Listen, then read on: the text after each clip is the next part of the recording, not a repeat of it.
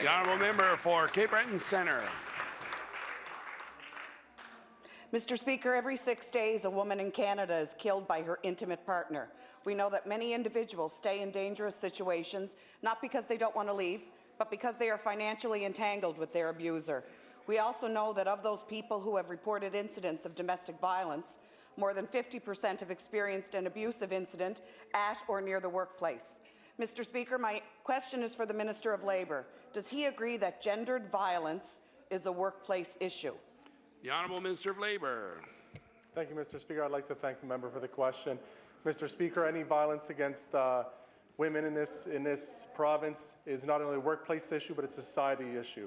And it is one that this government takes very seriously, Mr. Speaker, and that's why we're also looking at legislation to help females that are in a work situation to be able to access time off, to be able to deal with the situation they're in, and to be able to have that support so that they don't feel that their job is in jeopardy. Thank you, Mr. Speaker. The honourable member for Cape Breton Centre. Thank you, Mr. Speaker, and I'd like to thank the Minister. That's a good segue into my next question.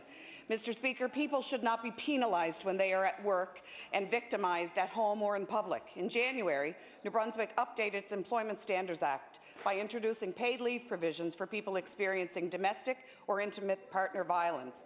In modernising the Act, they joined Manitoba, Ontario, Alberta and Saskatchewan as a province where survivors of gender-based violence are eligible for practical support, not just rhetoric. Mr. Speaker, will the Minister of Labour commit to implementing paid leave for survivors of gender-based violence in Nova Scotia? The Honourable Minister of Labour. Mr. Speaker, I'd like to add some clarification there. New Brunswick actually did not put paid leave. They did it through regulation.